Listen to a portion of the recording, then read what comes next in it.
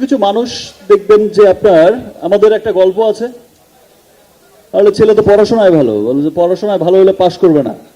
এবার পাশও করেছে, এবার বলে যে পাশ করেছে চাকরি পাবে না, বলে চাকরিও পেয়েছে, চাকরি পাবে বেতন পাবে না।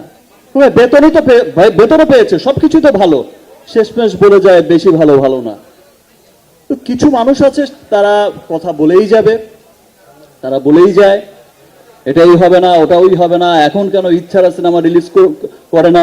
Hi guys, welcome back to সিনে সুমন। তো কী অবস্থা সবার? আমার অবস্থা বেশি একটা ভালো নাই, প্রচণ্ড মাথা ব্যথা করতেছে।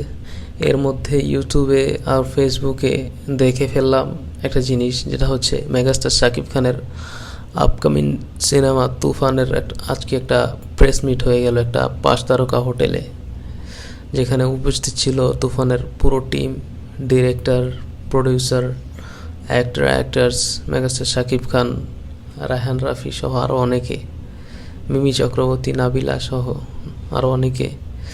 তো সেইখানে সেই অনুষ্ঠানে প্রেস মিটে একটা জিনিস না বললেই না, অনেক চেষ্টা করছি নিজেরা কন্ট্রোল করার, যে চুপ থাকি। তো ভাবলাম এই বিষয়ে একটা ভয়েস রেজ করি, আমার মন্তব্য শেয়ার করি। যেটা হচ্ছে এই অনুষ্ঠানে কিছু সাংবাদিকের সাংঘাতিক প্রশ্ন।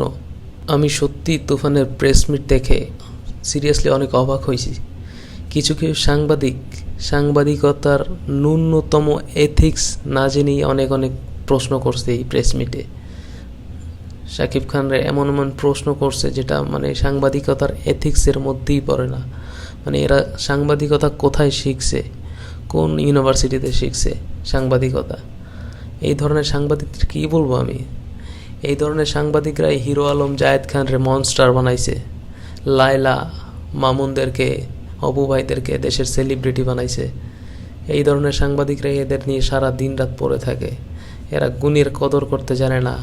এই ধরনের সাংবাদিকরাই ওই ফরেন ফুড ক্রিকেটারদের স্টেডিয়ামে প্রশ্ন করে, your performance match, what happening. ওই ক্রিকেটাররা এইটা নিয়ে বিভিন্ন দেশে গিয়ে ট্রল করে। এই ধরনের সাংবাদিকদের কারণেই।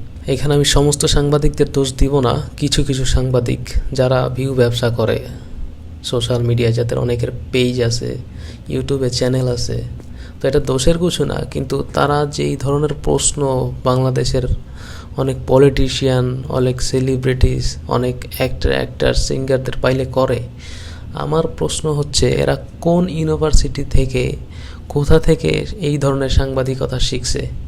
একটা মানুষ শাকিব খান 1998-99 সাল থেকে আজকে 2024 সাল প্রমাণ করতে করতে করতে, সাইড রোলে অভিনয় করতে করতে, সেই বাসের পিছন সেটে বসে চিটাগাঙ্গে শুটিং করতে করতে, রুটি খেয়া খালি পেটে অভিনয় করতে করতে, নিজেকে প্রমাণ করতে করতে করতে আজকে 25 বছর পরে সেই দেশের মেগাস্টারে পরিণত হয়েছে। তারে প্রশ্ন করে যে আপনার সিনেমা ঈদ ছাড়া রিলিজ হয় না কেন? লাইক সিরিয়াসলি, এটা কোন ধরনের প্রশ্ন ভাই? এটা কোন ধরনের সাংবাদিকতা? সাংবাদিকতা যে করবেন আপনার অতীত, বর্তমান, ভবিষ্যৎ, পাস্ট, ফিউচার সব কিছু বিচার বিশ্লেষণ করে তো আপনি একটা প্রশ্ন করবেন একটা জায়গায় গিয়ে।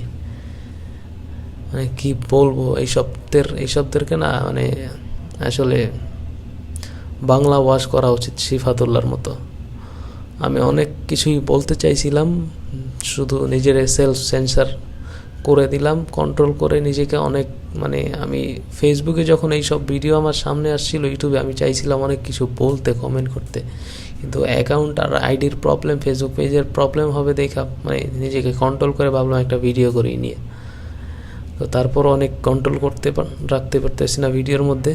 তো যাই হোক ভাই, এই ধরনের সাংবাদিকতা বাদ দেওয়া ভালো হয়ে যায়। মেইন সমস্যা হচ্ছে এই দেশে গুণীর কদর করা হয় না বলেই গুণী মানুষের জন্ম হয় না। ঠিক আছে, শাকিব খান বাংলাদেশের একজন লিভিং লেজেন্ড এই মুহূর্তে, তাকে সম্মান করে প্রশ্ন করা উচিত। শাকিব খান এখন বাংলাদেশের শুধু না, 35 কোটি বাঙালির মধ্যে মানুষের হৃদয়ের আবেগ, ভালোবাসা, অনুভূতির নাম শাকিব খান। তাকে অপমান করা হলে সহ্য করা হবে না। হলুদ সাংবাদিকতা নিপাত যাক। আর এই বিষয়ে আপনাদের কার কি মতামত কমেন্ট করে জানান।